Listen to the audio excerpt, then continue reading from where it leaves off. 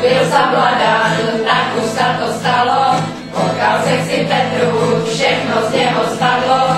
Na saxofon hrála a tím ho dostala. Nejdřív spadly slipy, potom taky kartě. Neviděl už vůbec na spadnou obratě. S Petrou nešla vedle, svatba byla vedle. Petrou má 2 děti, rychle z práce letí, na zahradě řádí a brigádu ladí. Tuší, že zavřená je vždy připravená, Julia, Karel, Henek, už jdou do Monterek. Pro tebe, pro tebe, pro tebe, zpíváme tak krásně. Na tebe, na tebe, na tebe, není to je jasné. Pro tebe, pro tebe, pro tebe, zpíváme tak krásně.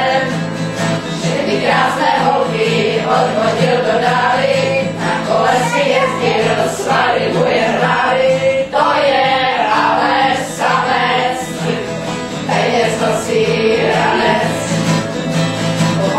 Všechny práce, všechno je mu hladce, holci rybu kábel, v sexu je tak ďábel. To je sakra pravda, srdce by nelhala.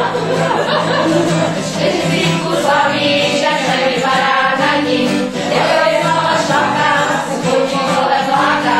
Vypadá jak model a ta jeho prdel, oholil si kulky, nevynechal hluky. Přejeme, přejeme, přejeme, lásku, štěstí, zdraví. Pijeme, pijeme, pijeme, s tebou nás to baví. To se ti poveda, nesmělo a skromně, že ta pěseň volá o tebe a o mně, o tebe a o mně, o tebe a o mně, o tebe a o nás! Jo!